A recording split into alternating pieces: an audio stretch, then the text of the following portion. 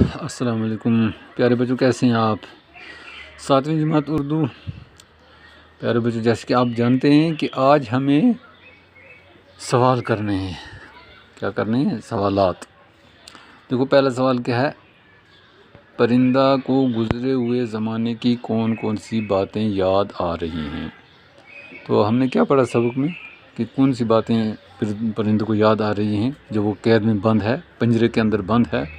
تو اس کو باغ یاد آ رہا ہے، بہاریں یاد آ رہی ہیں، درختوں کے اوپر بیٹھنا یاد آ رہا ہے، ایک درخت سے دوسرے درخت کے اوپر جانا یاد آ رہا ہے، اس کو شبنم یاد آ رہی ہے بہار کے اندر، باغوں کے اندر۔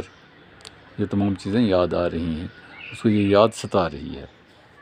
نمبر 2، پنجرہ قفس میں کس کی آواز سننے کی آرزو کرتا ہے؟ قفس کہتے ہیں پنجرے کو، جو پرندہ ہے وہ پنجرے کے اندر بند ہے، قفس کے اندر بند ہے، تو وہ اپنے ساتھیوں کی آواز کے لیے ترس رہا ہے، اور اپنے جو چھوٹے چھوٹے چوزے ہوتے ہیں اس کے گھونسلے کے اندر، ان کی آواز کے لیے بھی ترس رہا ہے، اس کو وہ اچھی لگتی ہیں اس کی آوازیں۔ نمبر 3، پرندہ خود کو بد نصیب کیوں سمجھتا ہے؟